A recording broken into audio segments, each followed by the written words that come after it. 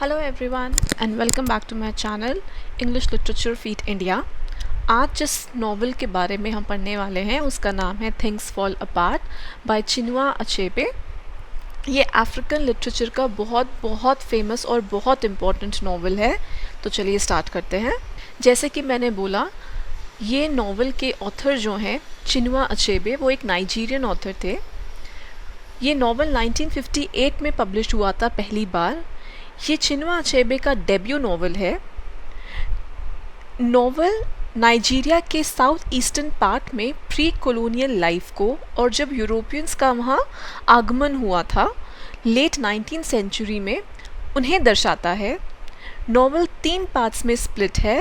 पहले पार्ट में ओकोंक्वो की फैमिली, ओकोंक्वो जो कि हमारे नॉवल के प्रोटैगनिस्ट हैं, ओकोंक्वो की फैमिली, पर्सनल हिस्ट्री और ईबो लोगों के कस्टम्स और सोसाइटी को डिस्क्राइब करता है। और सेकेंड और थर्ड सेक्शंस यूरोपियन कॉलोनियलिज्म और क्रिश्चियन मिशनरीज का इन्फ्लुएंस ओकोंक्वो पर, उसकी फैमिली पर और पूरी ईबो कम्युनिटी पर इंट्रोड्यूस करता है। थिंग्स फॉल अपार्ट के 2 सीक्वल्स थे, नो लॉन्गर एट ईज जो 1960 में आया था और एरो ऑफ गॉड जो कि 1964 में पब्लिश हुआ था। जो नॉवल का टाइटल है थिंग्स फॉल अपार्ट, वो W.B. येट्स की बहुत बहुत फेमस पोएम है द सेकेंड कमिंग, उससे लिया गया है। उस पोएम की लाइंस कुछ ऐसे हैं, things fall apart centre can not hold. तो ये जो टाइटल है डायरेक्टली वहाँ से लिया गया है। नॉवल में मेन कैरेक्टर्स कुछ इस प्रकार हैं। ओकोंक्वो जो कि हमारे प्रोटैगनिस्ट हैं, एक्विफी ओकोंक्वो की सेकेंड वाइफ। ओकोंक्वो की टोटल 3 बीवियां हैं और उसमें से एक्विफी उनकी सेकेंड बीवी है, दूसरी बीवी है। एक्विफी से उनको एक बेटी है जिसका नाम है एजिनमा। एक्विफी की एक्चुअली में 10 बच्चे हुए थे टोटल, लेकिन उन सब की डेथ हो गई। उनमें से सिर्फ एक एजिनमा बची है जो कि वो भी बीमार सी रहती हैं। नोबोए ये ओकोंक्वो के बेटे हैं और इकेमेफुना जिसके बारे में हम नॉवल में देखेंगे कि वो कौन है, क्या है। स्टार्ट करते हैं समरी के साथ। नॉवल का बड़ा हिस्सा उमोफिया में होता है। उमोफिया जगह का नाम है जिसमें ये नॉवल सेट है, जो निचले नाइजर पर 9 गांवों का समूह है। उमोफिया एक शक्तिशाली कबीला है, युद्ध में कुशल, बड़ी आबादी के साथ, अपनी परंपराएं जिन पर उन्हें गर्व है और उन्नत सामाजिक संस्थानों के साथ वो एक कबीला है। ओकोंक्वो कुछ भी नहीं से एक उच्च स्थान पर पहुंचे हैं। पहले ओकोंक्वो के पास कुछ भी नहीं था और उसने अपनी मेहनत के दम पर एक अपनी पोजीशन बनाई है कम्युनिटी के अंदर। ओकोंक्वो अपनी कड़ी मेहनत से अपने लोगों के बीच एक महान व्यक्ति बन गए हैं।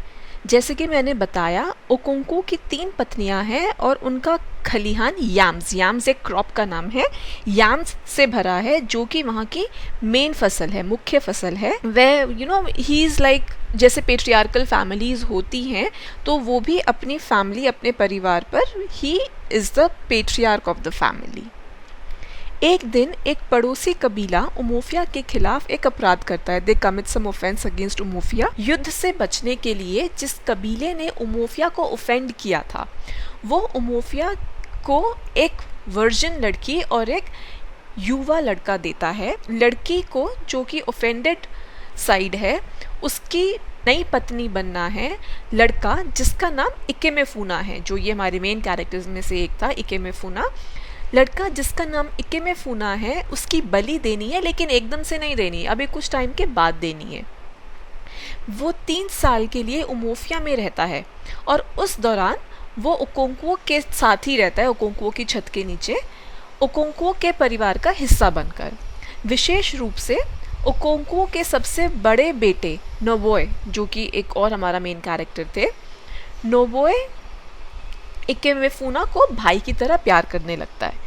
लेकिन लास्ट में होता क्या है, ओरेकल लड़के की मौत के लिए कहता है और एक ग्रुप ऑफ मैन, उनका एक समूह इकेमेफुना को जंगल में मारने के लिए लेकर जाता है। अब ओकोंक्वो को लगता है कि अगर वो नहीं पार्टिसिपेट करेगा तो कहीं उसको लोग ये ना समझने लगें कि वो नरम दिल का है और कमज़ोर है, तो इस डर से वो इकेमेफुना की डेथ में पार्ट लेता है। वह कबीले के बुजुर्गों की सलाह के बावजूद ऐसा करता है। इनफैक्ट जो कि कबीले के जो बुजुर्ग लोग हैं उन्हें पता है कि वो उसके घर में रहता था, बेटे की तरह रहा है वो, तो उसको लगाव है, तो वो बोलते हैं कि तुम मत जाओ। लेकिन ओकोंक्वो ये दिखाने के लिए कि नहीं ऐसा कुछ नहीं है, मैं कमज़ोर नहीं हूँ, मैं वीक नहीं हूँ, तो वो इसलिए जाता है वो दिखाने के लिए, जबकि उसको बड़े लोग मना कर रहे हैं, बट स्टिल अपनी अपनी स्ट्रेंथ दिखाने के लिए, कि अपनी वीकनेस छुपाने के लिए कि नहीं वो वीक नहीं है, वो जाता है। और इस इंसिडेंट के बाद नवोए अंदर से स्पिरिचुअली टूट जाता है। अफेक्ट ओकोंक्वो भी होता है अंदर तक, लेकिन वह अपने कबीले का सरदार बनना चाहता है। He wants to be the head of the tribe, तो इसलिए वो किसी को ये चीज़ दर्शाता नहीं है। वो नवोए से लगातार डिसअपॉइंट होता रहता है। उसे अपनी बेटी एजिन्मा से बहुत प्यार है, जो उसकी, जैसे मैंने बताया था, एक्विफी से बेटी है। एजिन्मा बीमार रहती है और कभी कभी एक्विफी को डर लगता है कि एजिन्मा भी कहीं बाकी बच्चों की तरह उसके मर ना जाए। तो एक बार होता क्या है, देर रात उमोफिया का जो ओरेकल है वो अर्थ गॉडेस यानी कि पृथ्वी की देवी के साथ एक स्पिरिचुअल एनकाउंटर के लिए एजिन्मा को अपने साथ ले जाता है।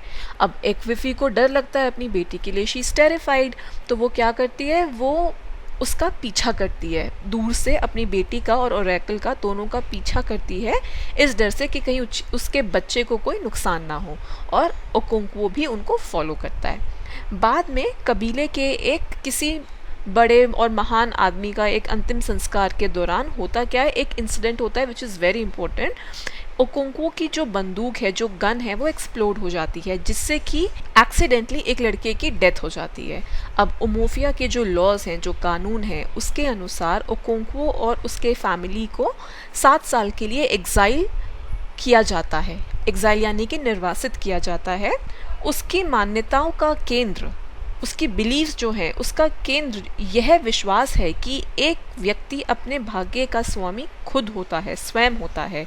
लेकिन वो गन वाला एक्सीडेंट और एग्जाइल इस बात का सबूत है कि कभी कभी इंसान अपने भाग्य को कंट्रोल नहीं कर सकता, और ओकोंक्वो अपनी युवावस्था यानी अपनी यूथ की ताकत और एनर्जी के बिना फिर से शुरुआत करने के लिए मजबूर हो जाता है। अब उसको दोबारा से स्क्रैच से स्टार्ट करना है, बट पहले वो यंग था जब उसने ये सब अचीव किया। Now he does not have all that, but he has to begin from the beginning. वह अपने परिवार के साथ अपनी मातृभूमि मबांता चला जाता है। वहाँ उनका स्वागत उनकी माँ के परिवार के द्वारा किया जाता है, जो उनके साथ जेनरसली पेश आते हैं। उनकी माँ के परिवार का नेतृत्व ओकोंक्वो के चाचा, उनका नाम है उचेंदू, वो कर रहे हैं। जो उचेंदू हैं वो एक जेनरस और बुद्धिमान व्यक्ति दिखाए गए हैं, बूढ़े व्यक्ति। ओकोंक्वो की एग्जाइल के दौरान वाइट मैन यानी कि जो कॉलोनियलिस्ट हैं, यूरोपियन कॉलोनियलिस्ट जो हैं, वो उमोफिया और मबांता दोनों जगह आता है। मिशनरीज पहले आते हैं और एक ऐसे धर्म का प्रचार करते हैं जो that seems like mad to Ibo people. जो मिशनरीज हैं दे डू विन सम कॉन्वर्ट्स यानी कि जो अपना धर्म चेंज कर लेते हैं, बट जनरली ये जो कॉन्वर्ट्स होते हैं, ये जो उन्होंने कॉन्वर्ट्स किए हैं, ये जनरली वो लोग हैं या तो जो लो रैंक वाले लोग हैं या फिर जो आउटकास्ट हैं यानी कि बहिष्कृत किए हुए लोग हैं। हालांकि समय के साथ नया धर्म गति प्राप्त करता है, जो नया रिलीजन है इट गेन सम मोमेंटम। नवोए एक कन्वर्ट हो जाता है, वो भी कन्वर्ट हो जाता है नवोए भी। जब ओकोंक्वो को नवोए के कन्वर्जन के बारे में पता चलता है तो वो उसकी पिटाई करता है। नवोए क्या करता है, वो घर छोड़कर चला जाता है। ओकोंक्वो उमोफिया लौटता है और उसको पता चलता है कि कबीले को दुखद रूप से बदल दिया गया है, because it has undergone changes, right. वहाँ पर चर्च आ गया है, वाइट मैन आ गए हैं और कॉलोनियलिज्म की शुरुआत हो रही है, तो ऑल दोज थिंग्स, उसको वो चेंजेस देखकर he is hurt. Church has gain some converts, जिनमें से कुछ कट्टर हैं और कबीले के रिवाज का अनादर करते हैं। इससे भी बुरी बात यह है कि उमोफिया में गोरे लोगों की सरकार भी आ गई है। कबीला अब अपना न्याय करने के लिए इंडिपेंडेंट भी नहीं है। एक डिस्ट्रिक्ट कमिश्नर अज्ञानता में मामलों का न्याय करता है, जिसके पास आर्म्ड पावर है। अब होता क्या है, एक रिलीजियस मीटिंग, एक गैदरिंग के दौरान एक कन्वर्ट कबीले की स्पिरिट्स में से एक को अनमास्क कर देता है। अब वो कबीले वालों के अनुसार that is a serious offence, अपराध बहुत गंभीर है। और जवाब में कबीला क्या करता है? जवाब में कबीला ये फैसला करता है कि चर्च को अब उमोफिया में अनुमति नहीं दी जाएगी, तो वो उनकी इमारत जाके तोड़ देते हैं। अब इसके तुरंत बाद डिस्ट्रिक्ट कमिश्नर कबीले के नेताओं को, जिनमें से ओकोंक्वो भी एक है, उनके बीच एक शांतिपूर्ण बैठक के लिए आने के लिए कहता है। उन सबको, जो नेता लोग हैं वो जाते हैं एंड जल्दी से दे आर सीज्ड, उनको जब्त कर लिया जाता है, उनको जेल में डाल दिया जाता है। जेल में जाने के बाद उनको अपमानित करते हैं, उनको मारते पीटते हैं और उन्हें तब तक रखा जाता है जब तक कि कबीला भारी जुर्माना नहीं भर देता। अब नेताओं की रिहाई के बाद कबीला यह तय करने के लिए एक बैठक बुलाता है कि क्या वे लड़ेंगे या गोरों के साथ शांति से रहने की कोशिश करेंगे। Okonkwo, being Okonkwo, he wants a war, Okonkwo युद्ध चाहता है। बैठक के दौरान क्या होता है? बैठक के दौरान मैसेंजर्स आते हैं कोर्ट के, ये ऑर्डर देने के लिए कि जो ये गैदरिंग आप लोग कर रहे हो इसे ख़त्म कर दो। अब कबीले की जो बैठकें हैं, they are the heart of Umuofia's government, क्योंकि यहाँ सभी डिसीजंस डेमोक्रेटिक तरीके से किए जाते हैं। और इस संस्था के साथ इंटरफेरेंस का मतलब है कि उमोफिया की इंडिपेंडेंस, उसकी स्वतंत्रता के अंतिम अवशेषों का अंत, the end of the last vestiges of Umofia's independence। क्रोधित होकर ओकोंक्वो कोर्ट मैसेंजर को मार देता है। जो बाकी कोर्ट मैसेंजर्स हैं वो भाग जाते हैं, और क्योंकि उसके कबीले के अन्य लोगों ने उन्हें जब्त नहीं किया, ओकोंक्वो जानता है कि उसके लोग युद्ध यानी कि वॉर नहीं चूज करेंगे। उसको पता है कि his act of resistance will not be followed by others. अपने लोगों की इंडिपेंडेंस के विनाश के लिए शर्मिंदा और दुखी, और वाइट लॉ यानी कि गोरे लोगों के कानून के तहत मरने के अपमान के डर से ओकोंक्वो घर लौट आता है और खुद को फांसी लगा लेता है। That is how the novel ends. Let us discuss some important themes of the novel. एक इम्पोर्टेंट थीम जो नॉवल की है वो है मेमोरी। डाइग्रेशन अचेबे के मुख्य उपकरणों में से, यानी कि one of the main tools is digression that Achebe uses in this novel. Novel Okonkwo की ट्रेजेडी की कहानी है, लेकिन यह वाइट मैन यानी कि कॉलोनियलिस्ट और मिशनरीज के आने से पहले ईबो जीवन का भी एक रिकॉर्ड है। नॉवल डॉक्यूमेंट करता है कि कॉलोनियलिस्ट ने क्या नष्ट किया। रीडर्स ईबो रीति रिवाजों और परंपराओं के बारे में बहुत कुछ सीखता है। इस दुनिया का डिपिक्शन नॉवल का एक सेंट्रल पार्ट है। अगली थीम की बात करें तो सोशल डिसइंटीग्रेशन। नॉवल के एंड में हम उन घटनाओं को देखते हैं जिनके द्वारा ईबो समाज बिखरने लगता है। रिलीजन को खतरा है, उमोफिया अपनी सेल्फ डिटर्मिनेशन खो देता है और ट्राइबल लाइफ का केंद्र भी खतरे में है।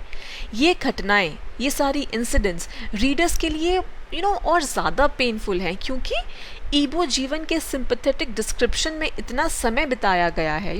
वी एज रीडर्स हम इन्वॉल्व हो जाते हैं उनकी जो लाइफ दिखाई गई है उसके साथ, and it's a sympathetic portrayal of that life, of the Ibo life. तो इसलिए वो रीडर्स को और ज़्यादा पेनफुल लगता है। रीडर्स को पता चलता है कि वह जीवन के एक ऐसे तरीके के बारे में सीख रहा है जो अब मौजूद नहीं है, that way of life that no longer exists now. Next theme, ambition. जैसे मैंने बताया था, ओकोंक्वो को अपने कबीले का सरदार बनना है, राइट। ओकोंक्वो को अपने कबीले के सरदार बनने के लिए he is very very determined to be that. He has humble beginnings. वह विनम्र शुरुआत से नेतृत्व की स्थिति तक बढ़ता है। ही इज़ डिटरमिन्ड, लेकिन उसकी महानता उन्हीं गुणों से आती है जो कि उसकी कमज़ोरियों का भी सोर्स हैं। वह अक्सर अपने परिवार के साथ बहुत कठोर भी होता है और फेलियर का डर उसे हमेशा हॉन्ट करता रहता है। नेक्स्ट की बात करें, फेट एंड फ्री विल। एक ईबो कहावत है कि जब कोई आदमी हाँ कहता है तो उसकी ची या आत्मा भी हाँ कहती है। अब आप सोचेंगे ची क्या होता है? अगर आप में से कुछ लोगों ने कुंग-फू पांडा देखी होगी तो उसके अंदर वो बार बार जिक्र आता है ची का। जैसा कि मैं बता रही थी, एक ईबो कहावत है कि जब कोई आदमी हाँ कहता है तो उसकी ची या आत्मा भी हाँ कहती है।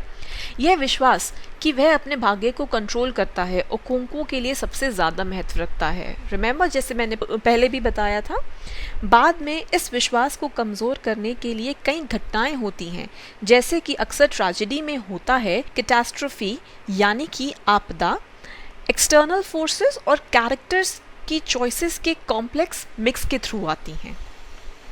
एक बहुत बहुत इम्पॉर्टेंट थीम जो इसके अंदर है वो है मैस्कुलिनिटी। मैस्कुलिनिटी ओकोंको के ऑब्सेशंस में से एक है और वह मर्दानगी को, मैस्कुलिनिटी को काफ़ी नैरोली डिफाइन करता है। उसके लिए किसी भी प्रकार की कोमलता कमज़ोरी और एफिमेनेसी का प्रतीक है। उसके लिए किसी भी प्रकार की कोमलता दिखाना, टेंडरनेस, उसके लिए वो कमज़ोरी का प्रतीक है। जैसे कि वो इकेमेफुना के केस में हुआ था। वो क्यों जाता है सबके साथ? ताकि वो दिखा सके कि वो कमज़ोर नहीं है। उसके अकॉर्डिंग मेल पावर अथॉरिटी में है, लेकिन पूरे नॉवल में हमें मैस्कुलिनिटी की ज़्यादा सोफिस्टिकेटेड अंडरस्टैंडिंग वाले मैन को दिखाया गया है। ओकोंको की कठोरता नवोए को परिवार से दूर और एक नए धर्म के करीब ही ले जाती हैं। एक लास्ट थीम की बात जो इस नॉवल में इम्पोर्टेंट है अगर हम करें तो वो है justice. Justice is another important theme in the novel. Ibo लोगों के लिए जस्टिस बहुत इम्पॉर्टेंट मैटर है। उनके पास कॉम्प्लेक्स सोशल इंस्टीट्यूशंस हैं जो जस्टिस को फेयर और राशनल तरीके से एडमिनिस्टर करते हैं, लेकिन अंग्रेज़ों के आने से वह बैलेंस बिगड़ गया है। ऑल्दो जो ब्रिटिशर्स हैं, जो ब्रिटिश हैं, वो दावा क्या करते थे, वो हर जगह इंडिया में भी कि जो लोकल लॉज हैं, जो लोकल कस्टम्स हैं, वो बहुत बारबैरिक हैं, क्रूअल हैं, दे अच्छे नहीं हैं, और इस दावे को वो अपने खुद के लॉज को लागू करने के बहाने के रूप में इस्तेमाल करते थे। Very important. लेकिन हम जल्द ही देखते हैं कि ब्रिटिश लॉज हिपोक्रेटिकल और इनह्यूमेन यानी कि अमानवीय हैं। आई थिंक ये आप इजीली समझ सकते हैं अपने इंडियन कॉन्टेक्स्ट में भी अगर आप लेके देखेंगे तो। So these were all the themes in the novel. Thank you for watching.